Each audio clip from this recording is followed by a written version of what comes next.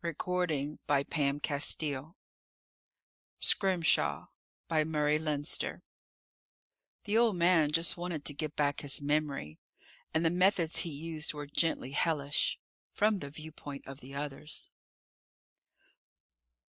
Pop Young was the one known man who could stand life on the surface of the moon's far side, and therefore he occupied the shack on the big crack's edge, above the mining colony there.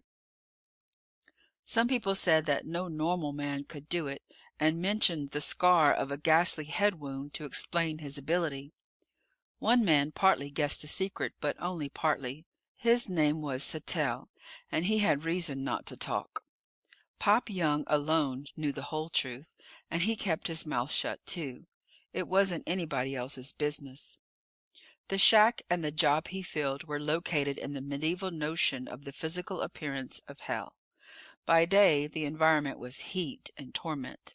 By night, lunar night, of course, and lunar day, it was frigidity and horror. Once in 2 weeks, Earth time, a rocket ship came around the horizon from Lunar City with stores for the colony deep underground. Pop received the stores and took care of them. He handed over the product of the mine to be forwarded to Earth. The rocket went away again. Come nightfall, Pop lowered the supplies down the long cable into the big crack to the colony far down inside, and freshened up the landing field marks with magnesium marking powder if a rocket blast had blurred them. That was fundamentally all he had to do, but without him the mine down in the crack would have had to shut down. The crack, of course, was that gaping rocky fault which stretches 900 miles jaggedly over the side of the moon that Earth never sees. There is one stretch where it is a yawning gulf a full half-mile wide and unguessably deep. Where Pop Young's shack stood it was only 100 yards, but the colony was a full mile down in one wall. There is nothing like it on Earth, of course. When it was first found, scientists descended into it to examine the exposed rock strata and learn the history of the moon before its craters were made. But they found more than history. They found the reason for the colony and the rocket landing field and the shack. The reason for Pop was something else. The shack stood 100 feet from the big crack's edge. It looked like a dust heap 30 feet high, and it was. The outside was surface moon dust, piled over a tiny dome to be insulation against the cold of night and shadow and the furnace heat of day.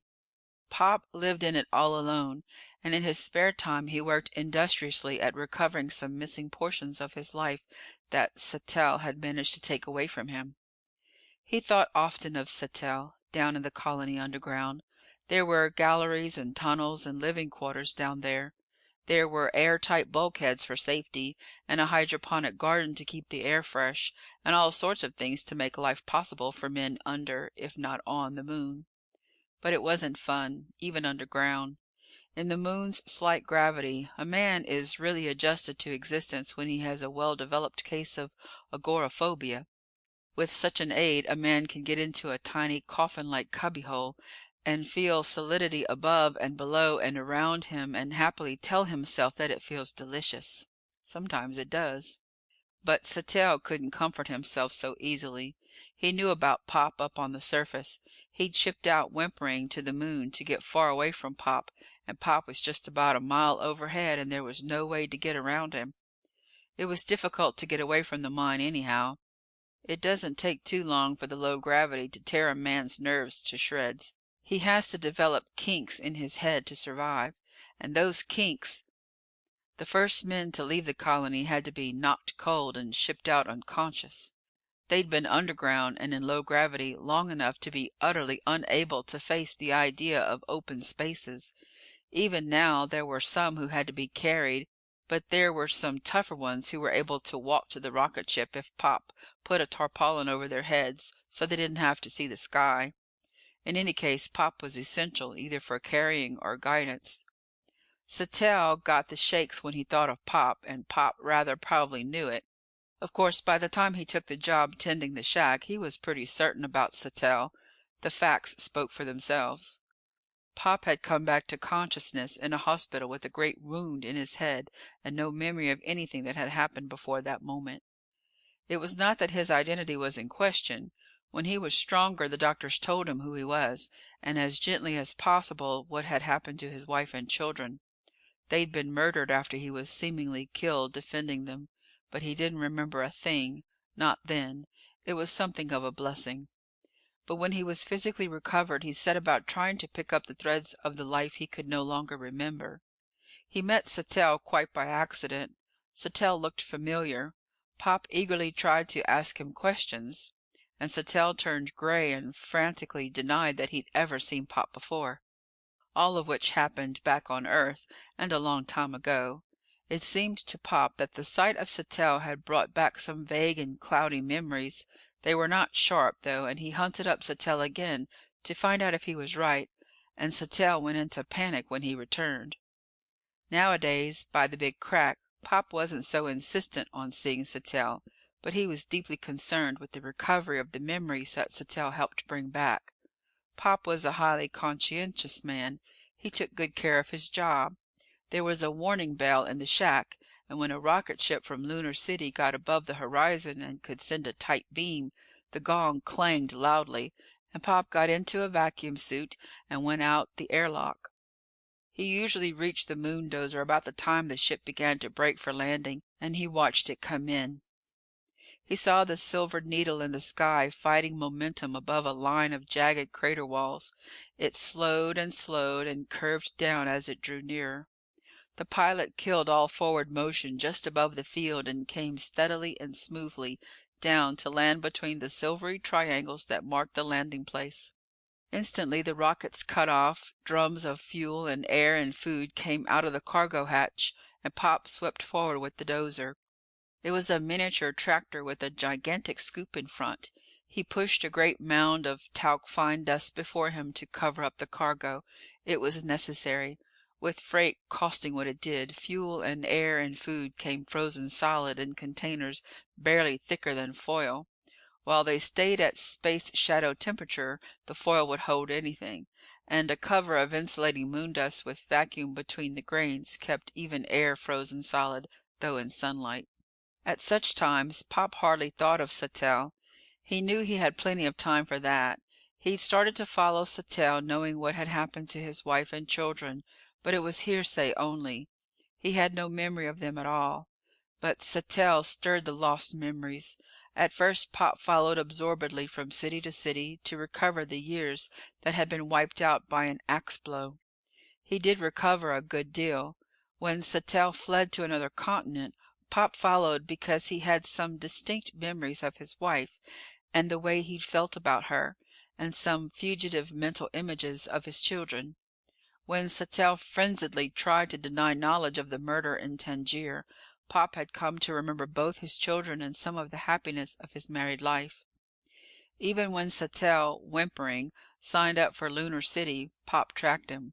By that time he was quite sure that Sattell was the man who'd killed his family. If so, Sattell had profited by less than 2 days' pay for wiping out everything that Pop possessed. But Pop wanted it back. He couldn't prove Sattell's guilt. There was no evidence. In any case, he didn't really want Sattell to die. If he did, there'd be no way to recover more lost memories.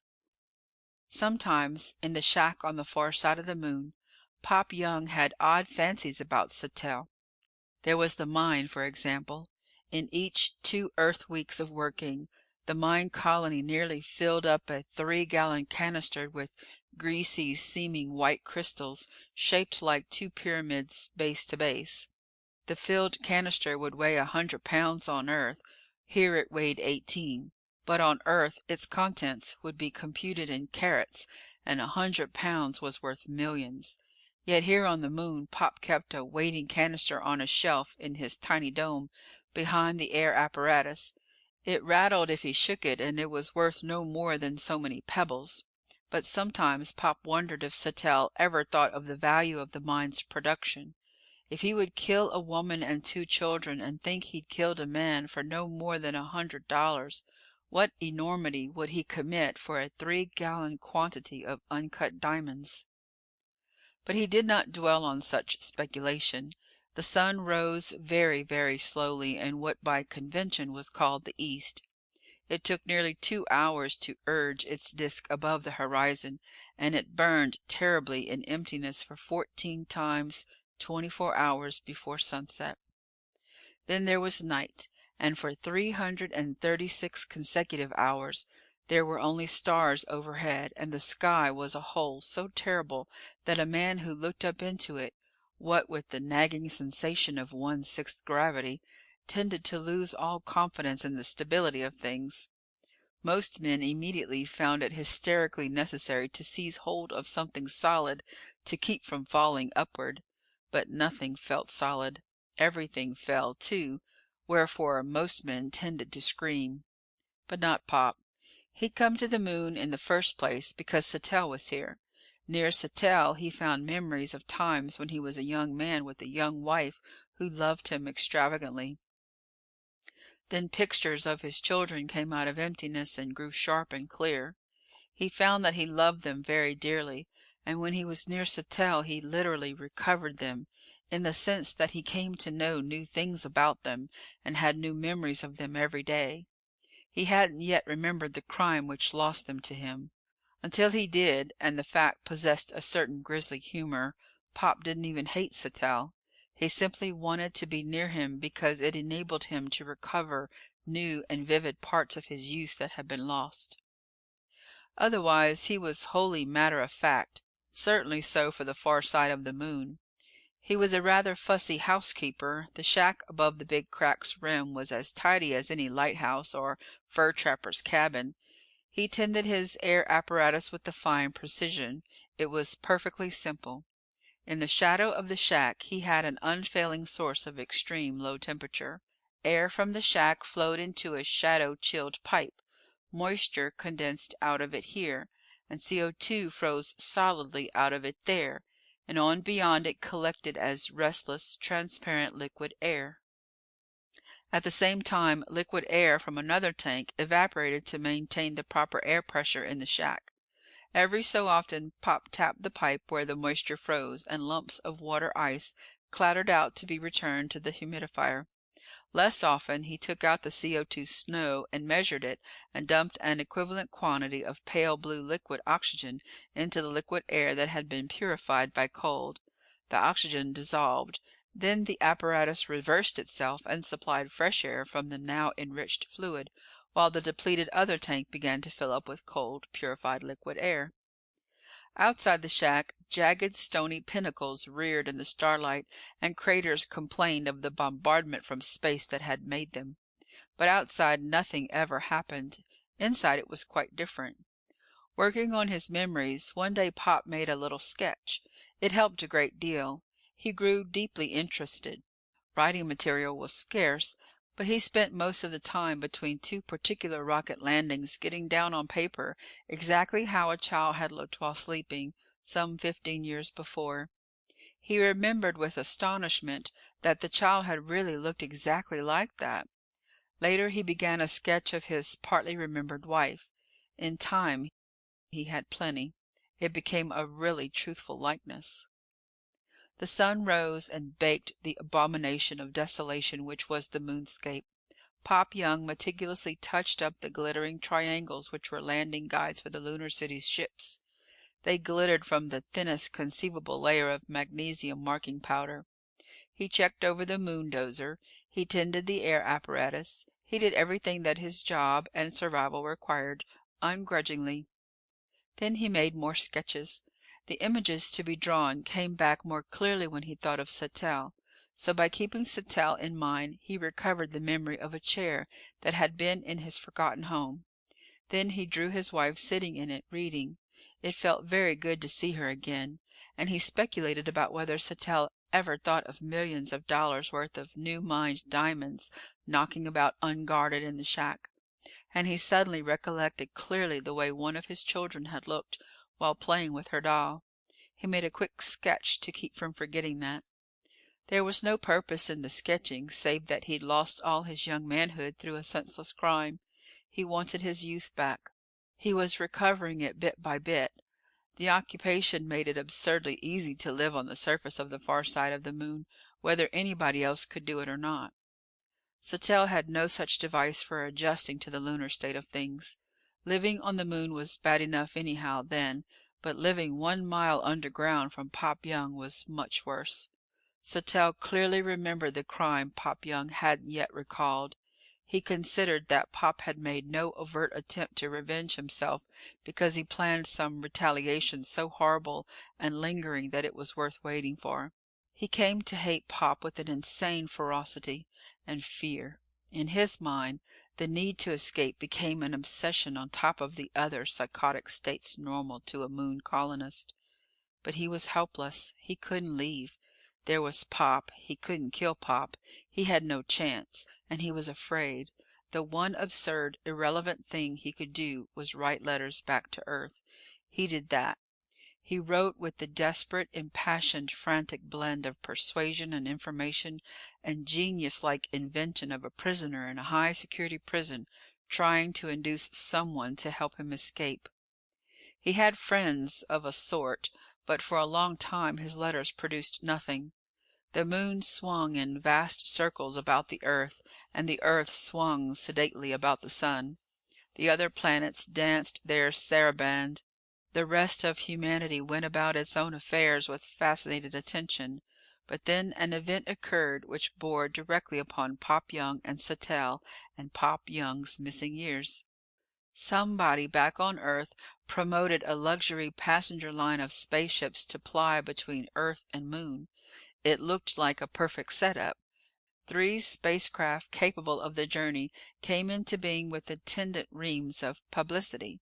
They promised a thrill and a new distinction for the rich. Guided tours to Lunar. The most expensive and most thrilling trip in history.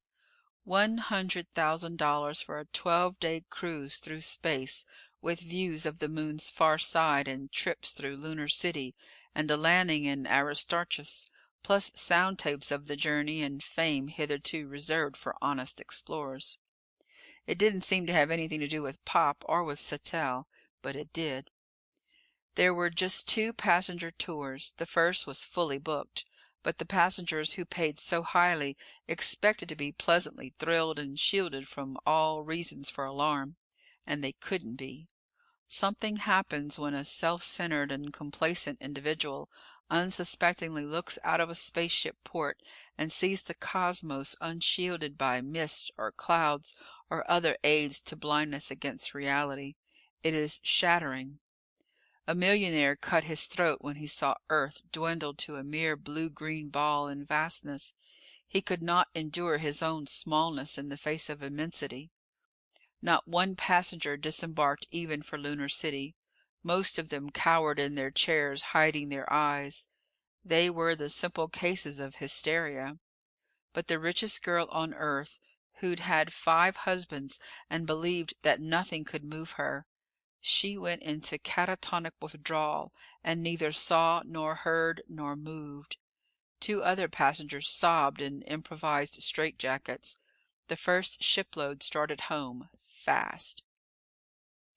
The second luxury liner took off with only 4 passengers and turned back before reaching the moon. Space pilots could take the strain of space flight because they had work to do. Workers for the lunar mines could make the trip under heavy sedation. But it was too early in the development of space travel for pleasure passengers. They weren't prepared for the more humbling facts of life. Pop heard of the quaint commercial enterprise through the microtapes put off at the shack for the men down in the mine.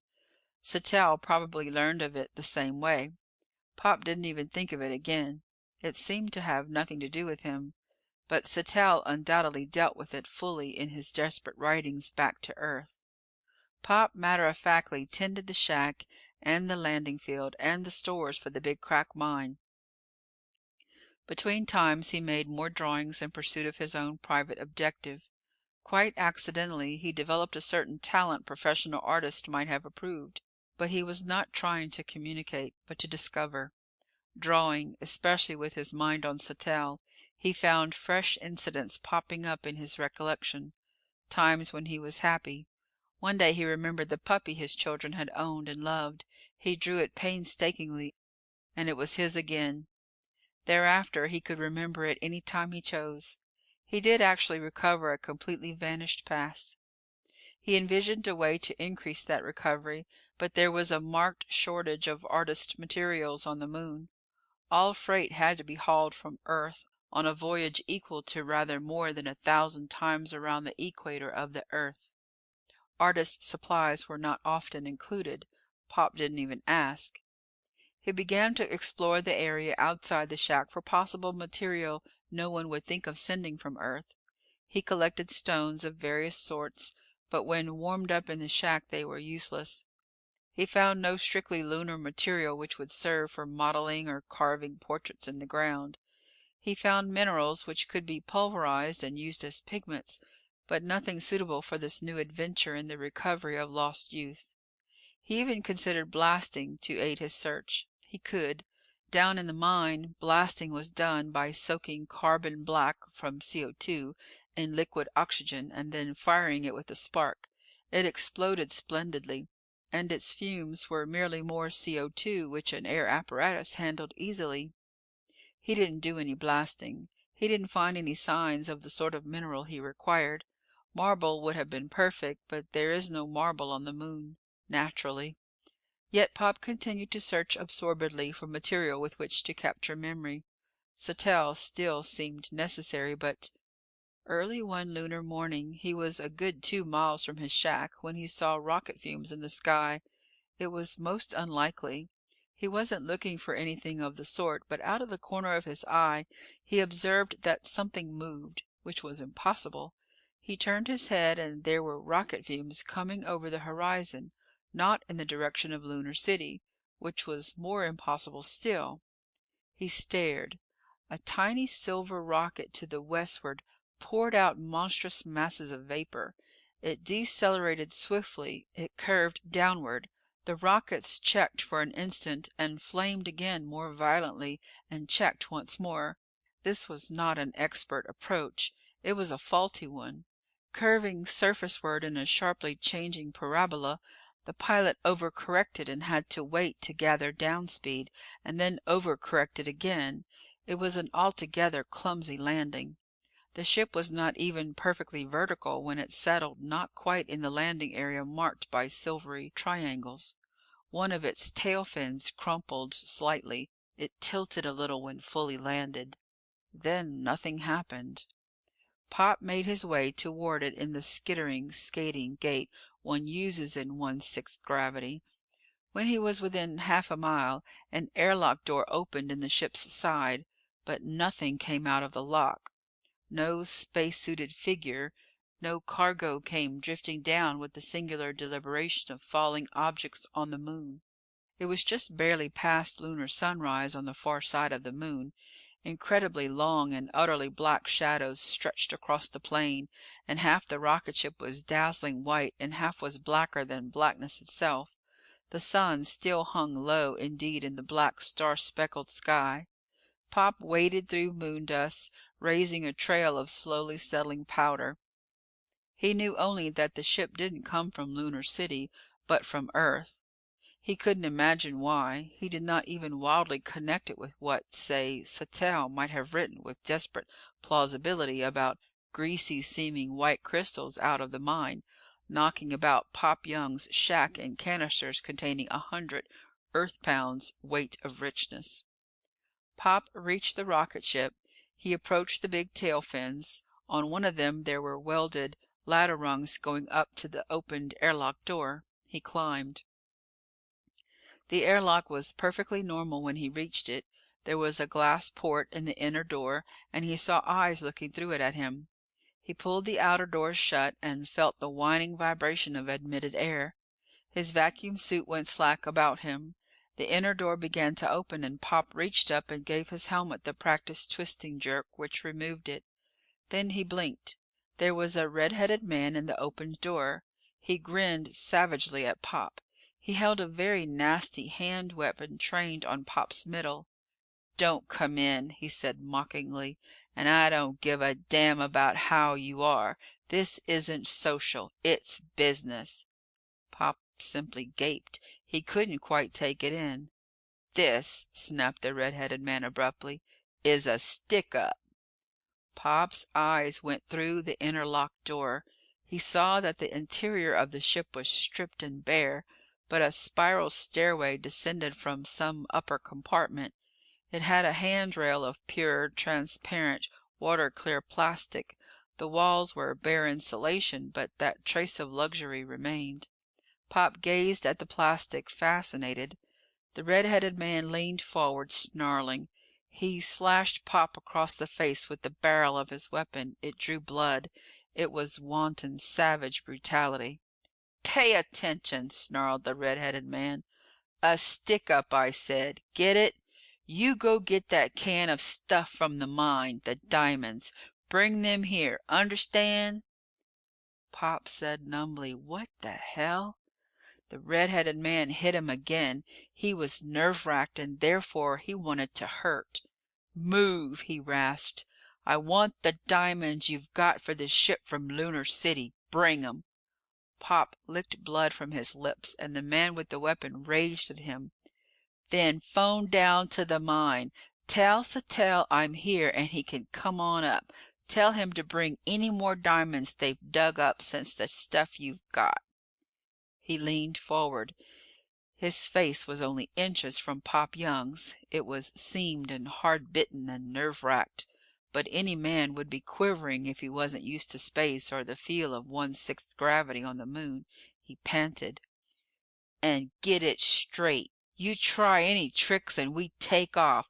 We swing over your shack. The rocket blast smashes it. We burn you down. Then we swing over the cable down to the mine and the rocket flame melts it. You die and everybody in the mine besides. No tricks. We didn't come here for nothing." He twitched all over. Then he struck cruelly again at Pop Young's face. He seemed filled with fury, at least partly hysterical. It was the tension that space travel, then at its beginning, produced. It was meaningless savagery due to terror. But of course Pop was helpless to resent it. There were no weapons on the moon, and the mention of Sattell's name showed the uselessness of bluff. He'd pictured the complete setup by the edge of the big crack. Pop could do nothing. The red-headed man checked himself, panting. He drew back and slammed the interlocked door. There was the sound of pumping. Pop put his helmet back on and sealed it. The outer door opened. Outrushing air tugged at Pop. After a second or two, he went out and climbed down the welded-on ladder bars to the ground. He headed back toward his shack. Somehow, the mention of Sattell had made his mind work better. It always did. He began painstakingly to put things together. The red-headed man knew the routine here in every detail. He knew Sattell. That part was simple. Sattell had planned this multi-million-dollar coup, as a man in prison might plan his break. The stripped interior of the ship identified it. It was one of the unsuccessful luxury liners sold for scrap. Or perhaps it was stolen for the journey here. Sattell's associates had had to steal or somehow get the fuel and somehow find a pilot. But there were diamonds worth at least $5 million waiting for them, and the whole job might not have called for more than 2 men, with Sattell as a third. According to the economics of crime, it was feasible. Anyhow, it was being done. Pop reached the dust heap, which was his shack, and went in the airlock. Inside, he went to the vision phone and called the mine colony down in the crack. He gave the message he'd been told to pass on. Sattell to come up with what diamonds had been dug since the regular canister was sent up for the Lunar City ship that would be due presently. Otherwise, the ship on the landing strip would destroy Shack and Pop and the colony together. "I'd guess," said Pop painstakingly, "that Sattell figured it out. He's probably got some sort of gun to keep you from holding him down there. But he won't know his friends are here. Not right this minute, he won't." A shaking voice asked questions from the vision phone. "No," said Pop. "They'll do it anyhow. If we were able to tell about 'em, they'd be chased. But if I'm dead and the shack's smashed and the cable burnt through, they'll be back on Earth long before a new cable's been got and let down to you. So they'll do all they can no matter what I do." He added, I wouldn't tell Sattell a thing about it if I were you. It'll save trouble. Just let him keep on waiting for this to happen. It'll save you trouble." Another shaky question. "Me?" asked Pop. "Oh, I'm going to raise what hell I can. There's some stuff in that ship I want." He switched off the phone. He went over to his air apparatus. He took down the canister of diamonds which were worth 5 millions or more back on Earth. He found a bucket. He dumped the diamonds casually into it. They floated downward with great deliberation and surged from side to side like a liquid when they stopped. 1/6 gravity. Pop regarded his drawings meditatively. A sketch of his wife as he now remembered her. It was very good to remember. A drawing of his two children playing together. He looked forward to remembering much more about them. He grinned. "That stair rail," he said in deep satisfaction. "That'll do it." He tore bed linen from his bunk and worked on the emptied canister. It was a double container with a thermware interior lining. Even on Earth, newly mined diamonds sometimes fly to pieces from internal stress. On the Moon, it was not desirable that diamonds be exposed to repeated violent changes of temperature, so a thermware lined canister kept them at mine temperature once they were warmed to touchability. Pop packed the cotton cloth in the container. He hurried a little because the men in the rocket were shaky and might not practice patience. He took a small emergency lamp from his spare spacesuit. He carefully cracked its bulb, exposing the filament within. He put the lamp on top of the cotton and sprinkled magnesium marking powder over everything. Then he went to the air apparatus and took out a flask of the liquid oxygen used to keep his breathing air in balance. He poured the frigid, pale blue stuff into the cotton. He saturated it. All the inside of the shack was foggy when he finished. Then he pushed the canister top down. He breathed a sigh of relief when it was in place. He'd arranged for it to break a frozen brittle switch as it descended. When it came off, the switch would light the lamp with its bare filament. There was powdered magnesium in contact with it and liquid oxygen all about. He went out of the shack by the airlock. On the way, thinking about Sattell, he suddenly recovered a completely new memory. On their first wedding anniversary so long ago, he and his wife had gone out to dinner to celebrate. He remembered how she looked, the almost smug joy they shared that they would be together for always, with one complete year for proof. Pop reflected hungrily that it was something else to be made permanent and inspected from time to time. But he wanted more than a drawing of this. He wanted to make the memory permanent and to extend it. If it had not been for his vacuum suit and the canister he carried, Pop would have rubbed his hands. Tall, jagged crater walls rose from the lunar plain. Monstrous, extended, inky shadows stretched enormous distances, utterly black. The sun, like a glowing octopod, floated low at the edge of things and seemed to hate all creation. Pop reached the rocket. He climbed the welded ladder rungs to the airlock. He closed the door. Air whined. His suit sagged against his body. He took off his helmet. When the red-headed man opened the inner door, the hand weapon shook and trembled. Pop said calmly, "Now, I've got to go handle the hoist if Sattell's coming up from the mine. If I don't do it, he don't come up." The red-headed man snarled, but his eyes were on the canister whose contents should weigh 100 pounds on Earth. "Any tricks," he rasped, "and you know what happens." "Yeah," said Pop. He stolidly put his helmet back on, but his eyes went past the red-headed man to the stair that wound down inside the ship from some compartment above. The stair rail was pure, clear, water-white plastic, not less than 3 inches thick. There was a lot of it. The inner door closed. Pop opened the outer. Air rushed out. He climbed painstakingly down to the ground. He started back toward the shack. There was the most luridly bright of all possible flashes. There was no sound, of course, but something flamed very brightly, and the ground thumped under Pop Young's vacuum boots. He turned. The rocket ship was still in the act of flying apart. It had been a splendid explosion. Of course, cotton sheeting in liquid oxygen is not quite as good and explosive as carbon black, which they used down in the mine. Even with magnesium powder to start the flame when a bare light filament ignited it, the canister bomb hadn't equaled, say, TNT. But the ship had fuel on board for the trip back to Earth, and it blew too. It would be minutes before all the fragments of the ship returned to the moon's surface. On the moon, things fall slowly. Pop didn't wait. He searched hopefully. Once a mass of steel plating fell only yards from him, but it did not interrupt his search. When he went into the shack, he grinned to himself. The call light of the vision phone flickered wildly. When he took off his helmet, the bell clanged incessantly. He answered.